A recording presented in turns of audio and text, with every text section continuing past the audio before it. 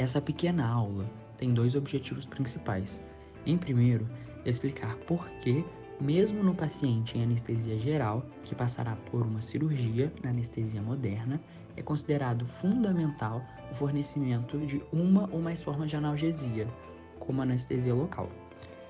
Na verdade, ao contrário da medicina humana, na veterinária, muitas vezes não é possível realizar um procedimento intervencionista ou sequer a administração do anestésico local sem que o animal esteja sobre um plano superficial de anestesia, já que os nossos pacientes não são tão colaborativos. Em pequenos animais, por exemplo, não é comum que procedimentos odontológicos sejam feitos em anestesia geral. Ainda assim, os bloqueios regionais são usados, já que a anestesia local é considerada o padrão ouro na antinocicepção. E em segundo, ressaltar a importância e relembrar um pouco a anatomia do primeiro ano e fazer um gancho para entender melhor as práticas que podem contribuir para uma anestesia epidural, com bastante chance de acerto e poucas complicações. A anestesia peridural e a anestesia epidural são a mesma coisa, ok? Já o termo analgesia epidural ou analgesia peridural geralmente são reservados para analgésicos mais comumente usados para obter um efeito sistêmico. Por exemplo, opioides e alfa-2 agonistas no espaço peridural, de forma semelhante aos anestésicos locais, muitas vezes em conjunto, para que haja um efeito mais seletivo sobre a medula espinhal. Ficou animado? Vem comigo! Essa aí é a medula espinhal, em corte transversal. Na periferia, ela tem substância branca, repleta de axônios mielinizados, organizados em alguns tratos. A substância cinzenta, onde ficam os corpos celulares desses neurônios, é interna, para que eles fiquem bem protegidos. Já no encéfalo, acontece o contrário, a substância cinzenta que é periférica, exceto no bulbo, que conecta a medula espinhal às partes mais rostrais do encéfalo. Até aí, tudo ok? Agora, saindo um pouco do sistema nervoso central e indo para o sistema nervoso periférico, imagina que o seu cachorrinho foi lá e pisou num Lego. Dói, não dói? Em meio a outras estruturas sensoriais, até mais especializadas, temos terminações livres de neurônios, conhecidos como nociceptores. São responsáveis por transformar uma variedade de estímulos mecânicos, temperaturas extremas ou lesões químicas em um sinal elétrico, e então conduzir logo em seguida através das fibras nervosas do tipo A delta e C, bem compridas, levando essa onda de despolarização até a medula, sem fazer nenhuma sinapse no caminho. A primeira sinapse que esse neurônio de primeira ordem faz é já dentro do sistema nervoso central, no corno dorsal da medula espinhal, com um neurônio de segunda ordem. Nessa mesma fenda sináptica, temos um interneurônio, liberador de opioides endógenos, e é onde ocorre a medulação do estímulo transmitido previamente. Então, o mesmo estímulo pode ser potencializado ou reprimido, a depender da situação. O neurônio de primeira ordem esvazia vesículas contendo glutamato e substância P nessa sinapse. E, assumindo que a despolarização acontece normalmente, a partir do neurônio de segunda ordem, a informação é projetada até o córtex cerebral. Finalmente, a dor é percebida. Aí que chega a parte confusa. Vou te dar 5 segundos para responder. Um anestésico geral, seja inalatório ou injetável, inibe a percepção e logo a dor por manter o animal inconsciente, mesmo com o estímulo nociceptivo presente, certo?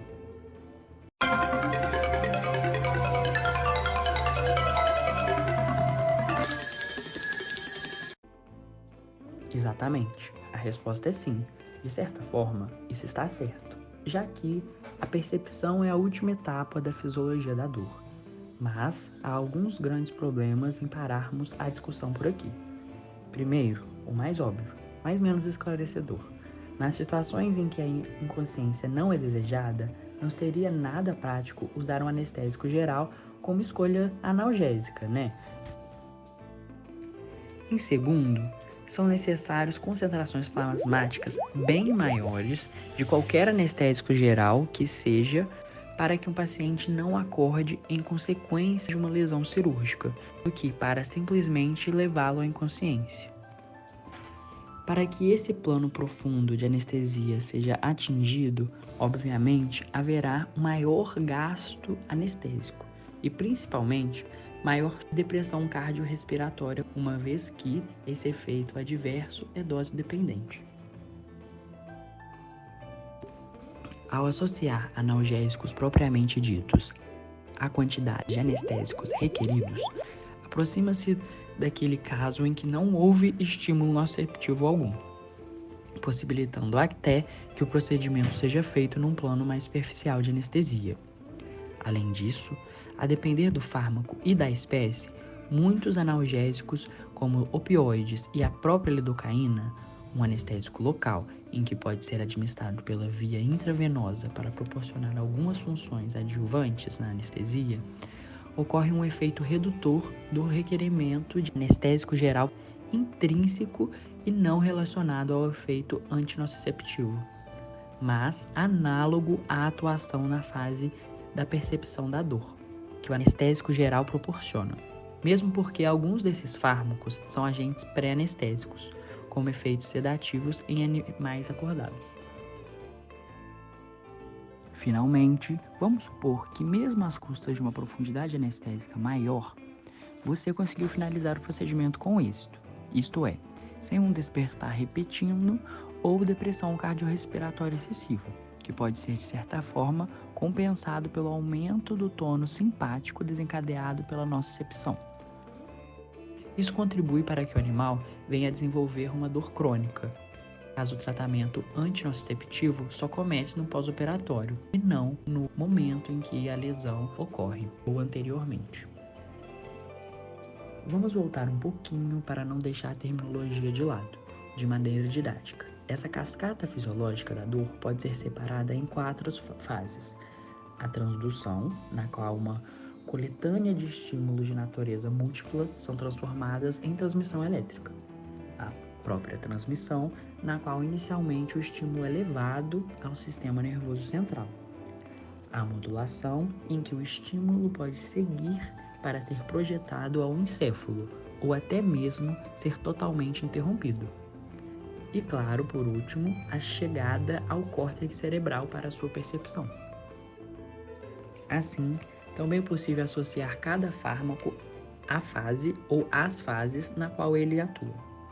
Os anestésicos locais, apenas por bloquear canais de sódio e impedir ou interromper a despolarização, têm o potencial de atuar em todas as etapas, o que tem bastante relação com o sítio e via de administração. Na transdução, por exemplo, quando o medicamento composto por um anestésico local é aplicado de forma tópica. Já no caso dos anti-inflamatórios não esteroidais, essa é a principal fase em que atuam, mesmo quando aplicado por via sistêmica. Quanto à farmacodinâmica, se há lesão, há inflamação. E não é nenhuma novidade que a dor é um dos 5 sinais clássicos da inflamação aguda. Isso acontece porque as prostaglandinas diminuem o limiar para que os nociceptores interpretem um estímulo como sendo doloroso. E assim, façam a transdução para o sinal elétrico e passem a informação adiante. Ao diminuir a produção de prostaglandinas, os anti-inflamatórios não esteroidais atuam não só como anti-inflamatórios, mas também como um dos nossos protagonistas no tratamento da dor, ao lado do anestésico local e opioides. A transmissão talvez seja a fase mais clássica de atuação dos anestésicos locais. Sua interrupção é a base para diversas técnicas de bloqueios perineurais, como os bloqueios odontológicos e os bloqueios do plexo braquial. Os anestésicos locais, administrados no espaço peridural, de forma em que se difundem ao redor da raiz dorsal, do segmento espinhal e do corno dorsal da medula, que é a principal temática dessa aula, atua no local de modulação da dor. Não é nenhuma surpresa que esta seja a principal fase de atuação dos opioides administrados, não só no espaço peridural, mas também sistemicamente, visto que a modulação da dor é regulada por opioides endógenos liberadas no corno dorsal da medula. Por este motivo, relata-se também que os opioides são pouco efetivos na analgesia de cabeça, já que os nervos cranianos sensitivos não se encaminham à medula espinhal, mas vão diretamente para o encéfalo. Por fim, a percepção da dor é praticamente a única fase em que os anestésicos gerais levam a uma supressão. O pulo do gato é que, além de ser projetado do tronco encefálico ao córtex cerebral por meio do diencéfalo, é também do tronco encefálico que surgem vias descendentes, não só para certos reflexos autonômicos, resultando em taquicardia e desincronização entre a frequência respiratória do paciente e o ventilador mecânico, por exemplo, mas também para a sensibilização central geradora de dor crônica neuropática. Isso porque do tronco encefálico partem neurônios serotoninérgicos e noradrenérgicos, que ativam interneurônios liberadores de opioides endógenos no corno dorsal da medula espinhal. Já esses neurônios de tronco encefálico sofrem constantemente inibição por neurônios GABAérgicos, que também podem ser modulados com o uso de opioides. Essa última parte, você não precisa decorar nada disso, mas resumindo, como as partes do sistema nervoso central desencadeiam a sensibilização central precursora da dor crônica, antes do córtex cerebral, que é rostral, ela acontecerá independente de haver percepção ou não. Nessas situações, após um tempo prolongado de exposição a um estímulo nociceptivo sem tratamento antálgico direcionado, o animal passa a apresentar variações na resposta frente ao mesmo ou outros estímulos.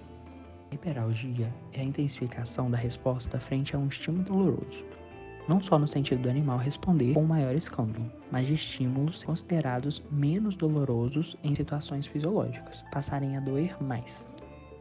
Essa seria a hiperalgia propriamente dita, mas também há um fenômeno conhecido como hiperalgia secundária, que diz respeito ao aumento da região afetada na qual esse aumento na sensibilidade dolorosa ocorreu. Assim, estímulos nociceptivos futuros passam a causar mais dor não só no ponto da lesão, mas também no tecido circundante.